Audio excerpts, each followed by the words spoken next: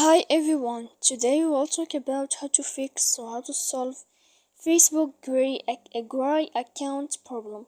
To know how to fix or how to solve Facebook gray account problem, you should just go to settings like this. Then you will go to apps, default apps, app settings.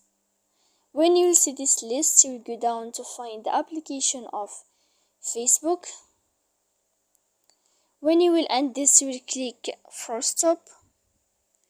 Then you will go to click storage. After that, you will click here clear cache. Then you will go to click clear data. And when you will end all this stuff, you can turn off your Wi-Fi.